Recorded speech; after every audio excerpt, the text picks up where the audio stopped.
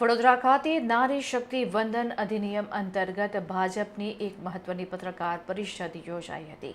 ભારત સરકાર દ્વારા પસાર કરવામાં આવેલા ઐતિહાસિક નારી શક્તિ વંદન અધિનિયમના પ્રચાર પ્રસાર અને તેના મહત્વને સમજાવવા માટે વડોદરા ખાતે મધ્ય ઝોનની એક વિશેષ પત્રકાર પરિષદનું આયોજન કરવામાં આવ્યું હતું।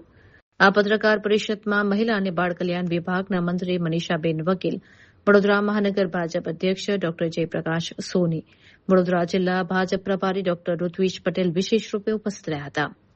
પત્રકાર પરિષદને સંબોધતા મંત્રી મનીષાબેન વકીલે જણાવ્યું હતું કે વડાપ્રધાન નરેન્દ્ર મોદીના નેતૃત્વમાં મહિલાઓને સત્તામાં સહભાગી બનાવવા માટે આ બિલ એક ક્રાંતિકારી પગલું છે।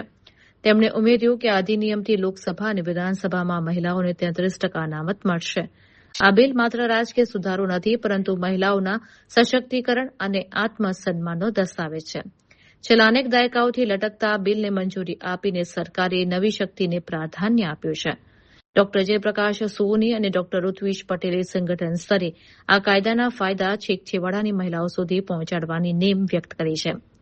આગામી સમયમાં મધ્ય ઝોનના વિવિધ જિલ્લાઓમાં આ અંગે જનજાગૃતિ કાર્યક્રમો અને મહિલા સંમેલનો યોજવામાં આવશે તેવી પણ માહિતી આપવામાં આવી હતી।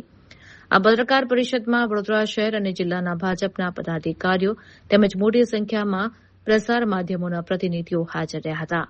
તમામ વક્તાઓએ આ બિલને વિકસિત ભારતના નિર્માણ માટે અનિવાર્ય ગણાવ્યું હતું। સૌપ્રથમ તો ટૂંકી નોટિસમાં આ પત્રકાર વાર્તામાં પધારેલા સૌ પત્રકાર મિત્રો, ફોટોગ્રાફર, કેમેરામેન સૌનું હૃદયથી ભારતીય જનતા પાર્ટી વડોદરા મહાનગર વતી હાર્દિક સ્વાગત કરું છું।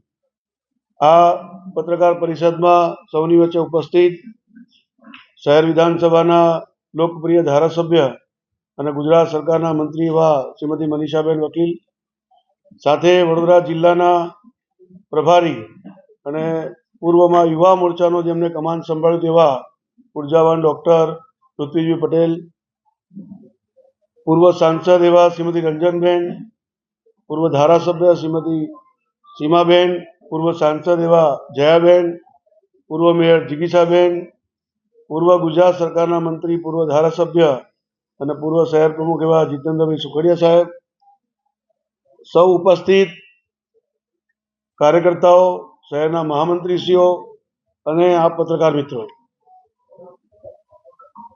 2 દિવસ પહેલા જે રીતે લોકસભાનું પાર્લામેન્ટ સેશન, સ્પેશિયલ સેશન બોલાવવામાં આવ્યું હતું અને ખાસ કરીને ભારતની જે અડધી આબાદી છે એવી નારી શક્તિને સશક્તિકરણ કરવા માટે